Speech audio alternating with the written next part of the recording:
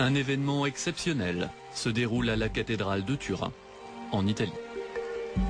Le pape Jean-Paul II en personne a fait le déplacement. Dans les mois qui vont suivre, comme lui, 3 millions de fidèles viendront ici, car c'est là qu'est conservée la relique la plus respectée du monde chrétien, le Saint-Suaire. Ce tissu découvert au Moyen-Âge aurait enveloppé le corps du Christ à sa descente de la croix.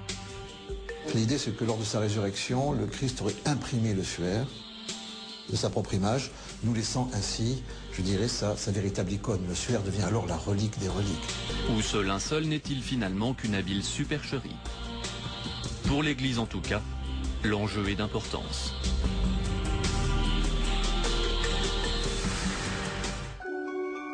Dans un premier temps, quand le linceul apparaît au XIVe siècle, l'Église réfute son authenticité.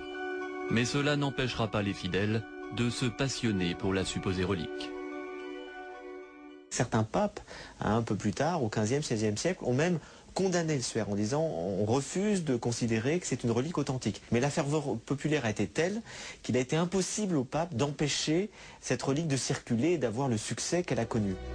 Pour en savoir plus, il faudra attendre l'arrivée de la photographie.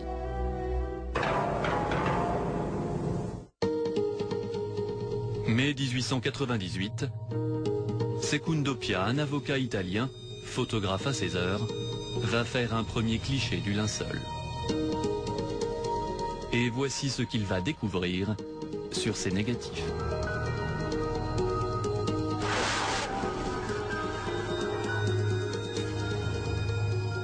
Et là, on voit une image apparaître beaucoup plus évidente, qu'on reconnaît très distinctement les traits d'un homme supplicié, et supplicié exactement selon la description des évangiles.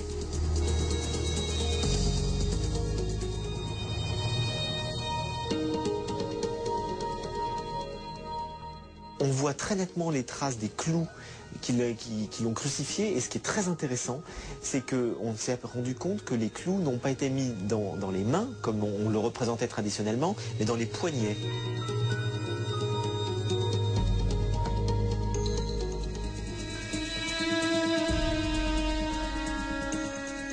On voit la couronne d'épines, c'est-à-dire qu'on voit des traces tout autour du crâne de sang qui montrent qu'il y a eu effectivement une couronne d'épines.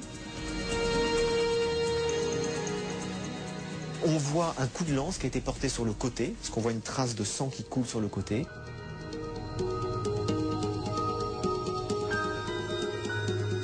L'Évangile rapporte qu'un soldat, pour vérifier que Jésus était bien mort, lui a percé le flanc d'un coup de lance et qu'il en est sorti du sang et de l'eau.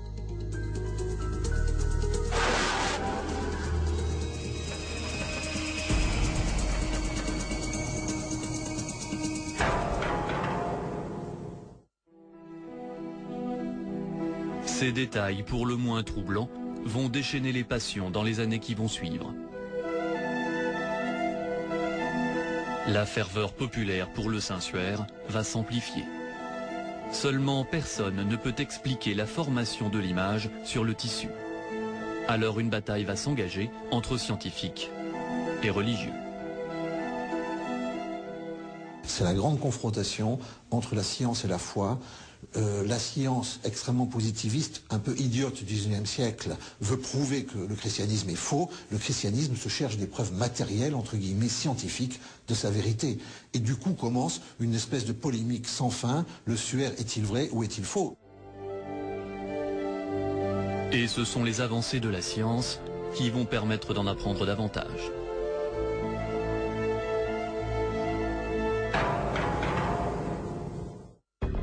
« 1976. Pour la première fois, le Saint-Siège autorise des scientifiques à procéder à une batterie d'examen sur le linceul de Turin. Tout d'abord, les chercheurs vont essayer de savoir s'il ne s'agit pas d'une simple peinture. On a fait des études scientifiques de prélèvement qui ont montré qu'il n'y avait aucune trace de pigmentation. Donc s'il y avait des pigments, c'est que c'est de la peinture, il n'y a pas de pigments, donc ce n'est pas de la peinture. Il s'agirait donc bien de l'empreinte d'un corps. Les scientifiques vont alors essayer de dater ce tissu et de déterminer sa provenance géographique. Le tissu que nous avons, qui est décrété être le suaire du Christ, correspond effectivement à une forme de manufacture de coton qui est attestée en Syrie à l'époque du Christ lui-même. Donc en Syrie, à proximité de la province romaine de Palestine. Donc, argument d'authenticité, n'est-ce pas? C'est une manière de tisser qui ne se trouve que là, à ce moment-là.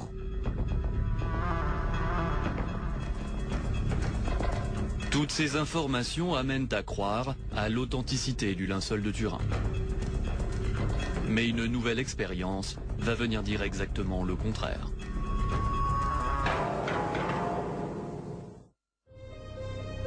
« 1988. L'Église autorise enfin des chercheurs à utiliser un procédé réputé infaillible pour déterminer l'âge du linceul. Il s'agit de la datation au carbone 14. Le Vatican a annoncé aujourd'hui que des échantillons ont été prélevés sur le Saint-Suaire de Turin. Ces échantillons seront confiés pour une datation au carbone 14 à des laboratoires indépendants de 3 pays, dont le Royaume-Uni. Les tests seront coordonnés par des experts du British Museum. 6 mois plus tard, le 13 octobre 1988, les scientifiques convoquent la presse au British Museum pour l'annonce des résultats. Le verdict est sans appel. Le linceul date du Moyen-Âge, entre 1260 et 1390. Le Saint-Suaire serait donc une imposture. Seulement ces résultats ne vont pas faire taire la polémique, car il semble que l'expérience ne se soit pas déroulée dans les conditions idéales. Ce qui s'est passé, c'est que l'experte qui avait été désignée, finalement n'a pas pu venir, a été remplacée par quelqu'un d'autre. Ensuite, au moment même où l'expérience devait avoir lieu, la caméra qui était censée filmer le tout et attester l'authenticité est tombée en panne. Enfin, on pensait qu'il y aurait 7 prélèvements, mais à la fin, on a pensé que 7 prélèvements, c'est beaucoup, on n'a fait qu'un prélèvement. Et le choix de ce prélèvement est lui aussi remis en question. Car pour préserver l'image du linceul, l'Église n'a pas autorisé les scientifiques à découper le tissu où ils le souhaitaient. Et ils n'ont pu faire un prélèvement que sur les bordures du linceul.